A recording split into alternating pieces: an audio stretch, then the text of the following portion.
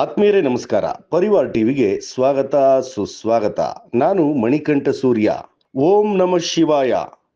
ಓಂ ನಮಃ ಶಿವಾಯ ಎಂಬ ಪಂಚಾಕ್ಷರಿ ಮಂತ್ರ ಜಪಿಸೋದ್ರಿಂದ ಆಗುವ ಲಾಭ, ಅದಕ್ಕಿರೋ ಶಕ್ತಿ, ಮಹತ್ವ ಹಾಗೂ ಅದರ ಹಿಂದಿರುವ ವಿಷಯಗಳು ನಿಮಗೆ ಗೊತ್ತಾ? ಅದ್ರ ಬಗ್ಗೆ ಇವತ್ತಿನ ಈ ವಿಡಿಯೋದಲ್ಲಿ ಚರ್ಚೆ ಮಾಡೋಣ. ಅದಕ್ಕೆ ಮೊದಲು ಪರಿವಾರ್ ಟಿವಿಗೆ ಸಬ್ಸ್ಕ್ರೈಬ್ ಮಾಡಿ, ಲೈಕ್ ಮಾಡಿ ಹಾಗೂ ಶೇರ್ ಮಾಡೋ ಮೂಲಕ ಪ್ರೋತ್ಸಾಹಿಸಿ.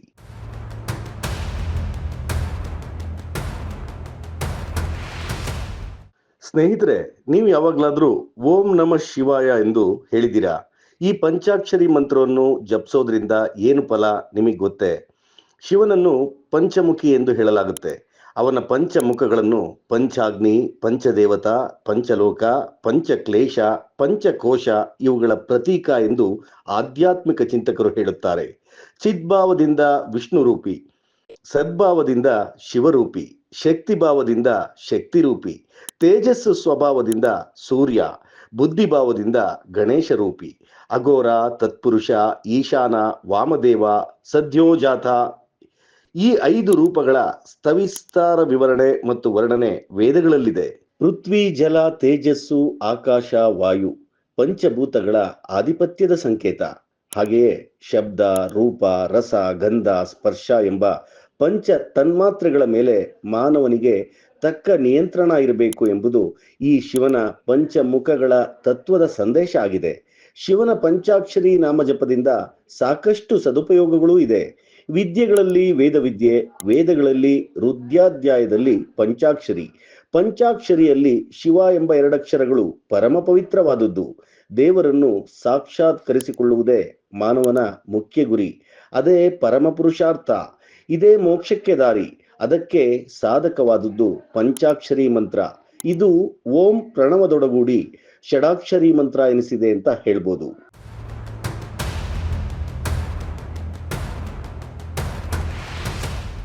ಓಂಕಾರ ಪರಬ್ರಹ್ಮನನ್ನು ತಿಳಿಸುವ ಶಬ್ದ. ಅದರ ವಿವರಣೆಯೇ ಪಂಚಾಕ್ಷರಿ. ಪರಮಾತ್ಮನ ಸರ್ವಜ್ಞತ್ವ, ಸರ್ವವ್ಯಾಪಕತ್ವ, ಸರ್ವಾಂತರ್ಯಾಮಿಯತ್ವ ಎಳೆ ಎಳೆಯಾಗಿ ಪ್ರತಿಪಾದಿಸುವ ಭಾಗವೇ ರುದ್ರಾಧ್ಯಾಯ. ಈ ಪಂಚಾಕ್ಷರಿ ಮಂತ್ರ ರಾಜಾದಿರಾಜ, ಜ್ಞಾನನಿಧಿ, ಮೋಕ್ಷಕ್ಕೆ ದಾರಿದೀಪ, ಅವಿದ್ಯೆ ಎಂಬ ಸಮುದ್ರಕ್ಕೆ ಬಡವಾಗ್ನಿ, ಪಾಪ ರಾಶಿಗಳಿಗೆ ಕಾಡ್ಗಿಚ್ಚು, ಸಕಲ ಅಭಿಷ್ಟಗಳಿಗೆ ಕಾಮಧೇನು. ಇಲ್ಲಿ ಸ್ತ್ರೀ ಮತ್ತು ಪುರುಷರಿಗೆ ಭೇದವಿಲ್ಲ. ಸಕಲ ಮಾನವರು ಈ ಮಂತ್ರವನ್ನು ವಿಶೇಷವಾದಿ ದೀಕ್ಷಾದಿ ನಿಯಮಗಳಿಲ್ಲದೆ ವಿಧಿ ವಿಹಿತ ಕ್ರಮಗಳಲ್ಲಿ ಸದ್ಗುರುಗಳಿಂದ ಉಪದೇಶ ಪಡೆದು ಅನುಷ್ಠಾನದಿಂದ ಜನ್ಮ ಸಾಫಲ್ಯವನ್ನು ಪಡೆದುಕೊಳ್ಳಬಹುದು. ಹೀಗೆ ಜ್ಞಾನದಿಂದ ಪ್ರಪಂಚಕ್ಕೆ ಬೆಳಕನ್ನು ನೀಡುವುದೇ ಪಂಚಾಕ್ಷರಿ ಮಂತ್ರ. ಈ ಪರಮಶಿವನೇ ಆದಿ ಅಂತ್ಯ, ಸಪ್ತ ಋಷಿಗಳಿಗೆ ಆದಿ ಗುರುವಾಗಿ ನೀಡಿದ ಈ ಜ್ಞಾನಮಾಯ ಎಂಬ ರಹಸ್ಯ ಶಕ್ತಿಯೊಳಗೆ ಕಾರ್ಯನಿರ್ವಹಿಸುತ್ತದೆ ಅಂತ ಹೇಳ್ತಾರೆ ಈ ಪಂಚಾಕ್ಷರಿ ಮಂತ್ರ.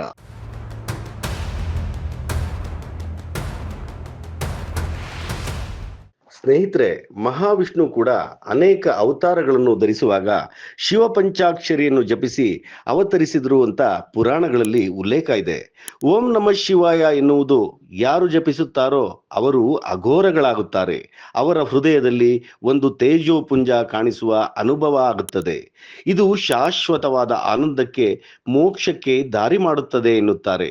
ಹಾಗೆ ಶಿವ ಸಾನ್ನಿಧ್ಯ ಪಡೆಯಬೇಕಾದರೆ ಇಲ್ಲಿ ಕುಲ ಮತಗಳ ಭೇದವಿಲ್ಲ, ಲಿಂಗ ಭೇದವಿಲ್ಲ, ಸರ್ವರು ಸಮಾನರು ಎಂಬ ಸರ್ವ ಸಮಾನ ದೃಷ್ಟಿ ಪರಮೇಶ್ವರ ಮಂತ್ರವನ್ನು ಯಾರು ಜಪಿಸುತ್ತಾರೋ ಅವರಿಗೆ ಅನಂತದಾಯಕವಾದ ಮೋಕ್ಷ ಪ್ರಾಪ್ತಿಯಾಗುತ್ತದೆ.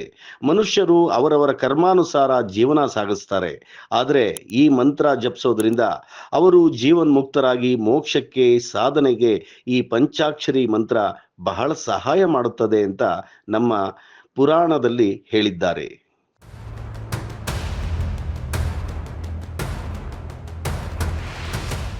ಓಂ ನಮಃ ಶಿವಾಯ ಎಂಬ ಪರಮೇಶ್ವರನ ಮಂತ್ರವನ್ನು ಜಪಿಸೋದ್ರಿಂದ ಇಂದ್ರಿಯಗಳ ಮೇಲೆ ನಿಯಂತ್ರಣದ ಶಕ್ತಿ ಬೆಳೆದು ರಾಗದ್ವೇಷಗಳು, ಕಾಮಕ್ರೋಧಗಳು ನಿಮ್ಮ ಸಂಕಲ್ಪದಂತೆ ಕಾರ್ಯನಿರ್ವಹಿಸುತ್ತದೆ ಎಂಬುದರಲ್ಲಿ ಅನುಮಾನವೇ ಇಲ್ಲ.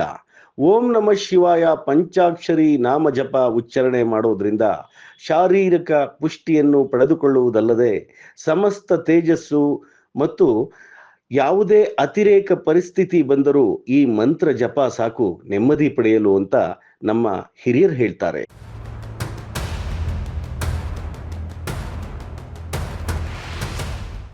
ಸಾಮಾನ್ಯ ಧ್ಯಾನಕ್ಕೆ ಓಂ ನಮಃ ಶಿವಾಯ ಎಂಬ ನಾಮಜಪ ಕೂಡ್ಕೊಂಡ್ರೆ ಸಾಕಂತೆ ಆ ಧ್ಯಾನಕ್ಕೆ ಇನ್ನಷ್ಟು ಇಮ್ಮಡಿ ಬರುತ್ತೆ. ಓಂ ನಮಃ ಶಿವಾಯ ಎಂದು ಜಪಿಸಿದರೆ ಪ್ರಕೃತಿ ಮಾತೆಯನ್ನು ಆರಾಧಿಸಿದಂತೆ ಆಗುತ್ತೆ. ಶಕ್ತಿಯುತವಾದ ಶಿವನು ತನ್ನ ಸರ್ವಸ್ವವನ್ನು ಸರ್ವ ಸರಳ ತಂತ್ರಕ್ಕೆ ಪ್ರತಿರೂಪವಾಗಿ ನಿಲ್ಲಿಸುತ್ತಾನೆ. ಈ ಸರಳ ತತ್ವದಿಂದಾಗಿಯೇ ಆತನನ್ನು ನಾವೆಲ್ಲ ಶಂಕರ ಎಂದು ಕರೀತೀವಿ.